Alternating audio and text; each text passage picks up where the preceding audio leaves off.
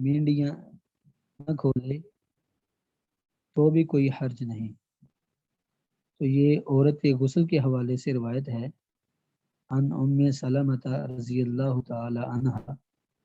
قالت قلت یا رسول اللہ صلی اللہ علیہ وسلم انی امرأۃ اشد ظفر رأسی،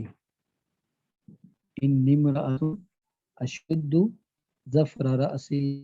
افانقذہ لغسل الجنابۃ قال لا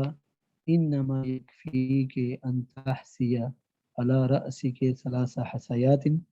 ثم تفيضين عليك الماء فتطهرين۔ سیدہ ام سلمہ رضی اللہ تعالیٰ عنہ جو کہ ازواج مطہرات میں سے ہیں، ام سلمہ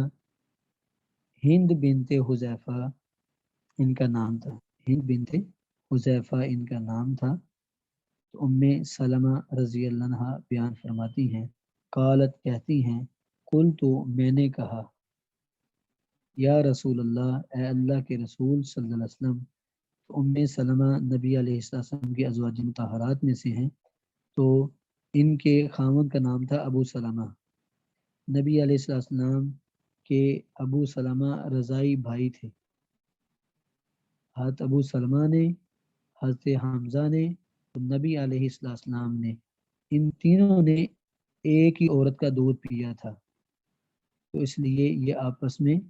رضائی بھائی تھے۔ نبی علیہ السلام کو پتہ چلا کہ ابو سلمہ رضی اللہ عنہ کی حالت بڑی خراب ہے،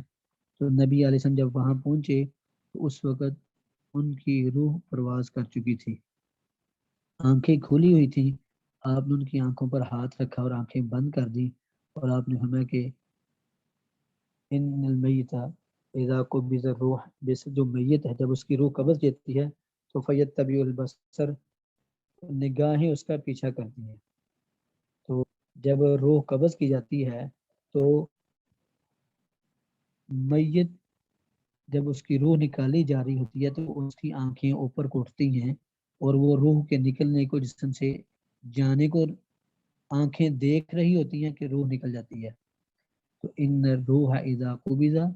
فیتبع البصر، آپ نے فرمایا کہ جب روح قبض کی جاتی ہے تو آنکھیں اس کا پیچھا کرتی ہیں۔ تو آپ نے آنکھیں بند کر، جب یہ بات گھر والوں نے سنی انہوں نے رونا شروع کر دیا۔ نبی علیہ السلام نے حضرت ام سلمہ سے آپ نے یہ فرمایا کہ آپ یہ دعا پڑھیں، اللہم اجرنی فی مصیبتی واخلف لی خیرا منہا، کہ اللہ مجھے اس مصیبت پر اجر عطا فرما اور مجھے ابو سلمہ سے بہتر جانشین عطا فرما۔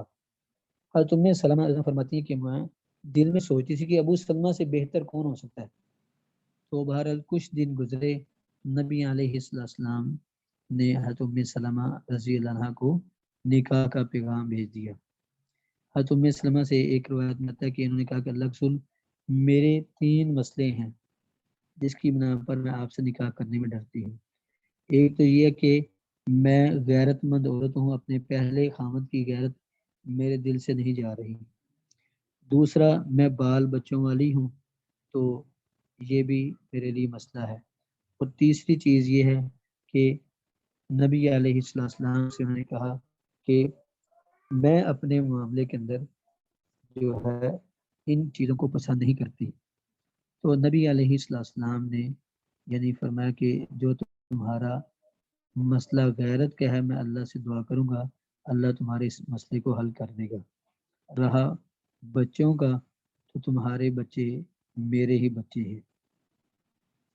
تو نبی علیہ السلام، اور تیسرے نے کہا تھا کہ اللہ کے رسول، میں ڈرتی ہوں کہ آپ اللہ کے رسول نے کہیں مجھ سے آپ کی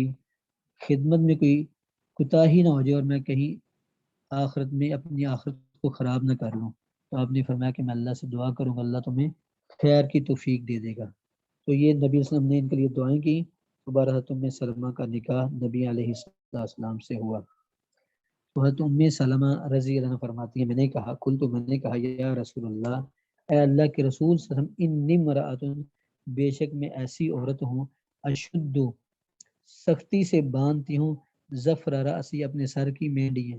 اپنے سر کی مینڈیاں جو ہیں وہ بڑی سخت باندھتی ہوں، کیونکہ ان کے لمبے بال اور بڑے مضبوط اور گھنے بال تھے۔ تو یہ فطرت میں بعض عورتوں کے بال لمبے ہوتے ہیں اور بڑے سخت اور گھنے ہوتے ہیں، تو کیا فرمانے کے اللہ رسول میں ہے اپنے بالوں کی میڑیاں جو ہے بڑی سخت میڑیاں بناتی ہوں، تو افا ان کو ظہور لغسل الجنابہ، تو کیا میں اپنے بالوں کی میڑیاں کھول دوں لغسل الجنابہ، غسل جنابت کرنے کے لیے، کیا غسل جنابت کرنے سر کی میڑیاں کھول دوں؟ قال لا، تو آپ نے فرمایا نہیں، انما یکفی کے صرف یکفی کے کافی ہے تجھ کو، انتہ سیا یہ کہ تم چلو ڈالو، علی رأسی کے اپنے سر پر، ثلاث حسیات تین چلو، ثم تفیضین پھر تم اپنے علیک الماء اپنے پورے جسم پر پانی بہا دو، ثم تفیضین پھر پانی بہا لو علیک اپنے اوپر، الماء یعنی پانی کو، تفیضین بہا لو تم اپنے اوپر پانی کو یعنی پورے جسم پر پانی بہا لو، فتطہرین اور تم طہارت حاصل کر لو، تم پاک ہو جاؤ گے، تم طہارت حاصل کر لو گی۔ تو مرد اور عورت کے غسل کا تقریباً طریقہ ایک ہی ہے،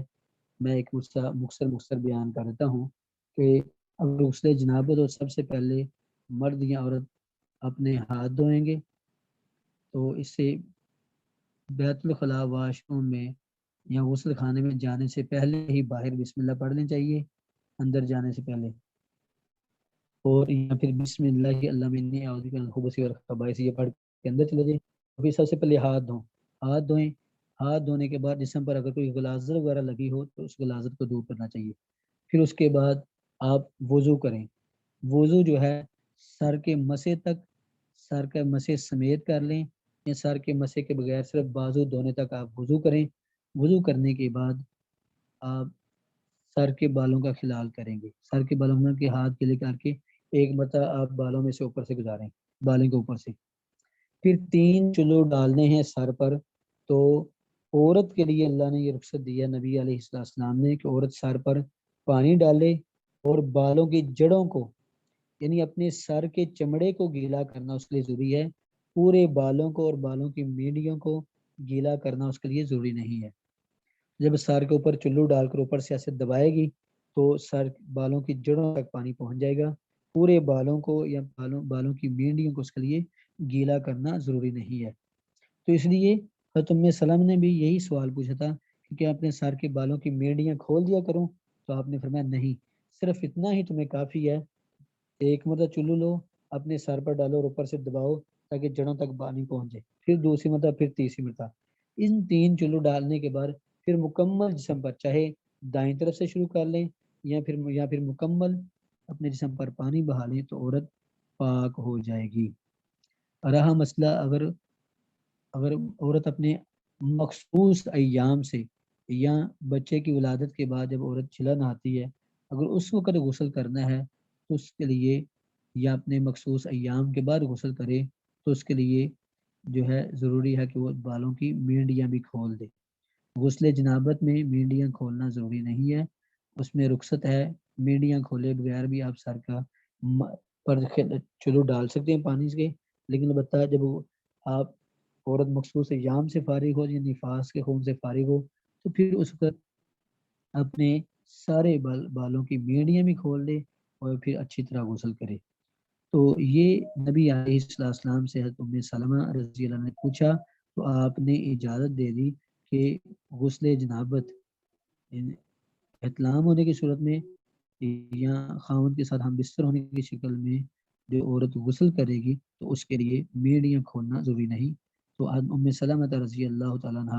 ام سلمہ رضی اللہ سے روایت ہے، قالت کہتی ہیں، قل تو میں نے کہا یا رسول اللہ، اے اللہ کے رسول صلی اللہ علیہ وسلم، انی بے شک میں امراتن ایسی عورت ہوں، اشد سختی سے باندھتی ہوں، ظفر راسی اپنے سر کی میڑیاں، افان کو ظہو کیا میں کھول دوں اپنے سر کو، لغسل الجنابت غسل جنابت کے لیے، قال تو اب میں لا نہیں، انما صرف یکفی کہ تجھے کافی ہے، انتہ سیا یہ کہ تم چلو ڈالو، علی راسی کے اپنے سر پر، ثلاث حسیات تین چلو، ثم تفیضین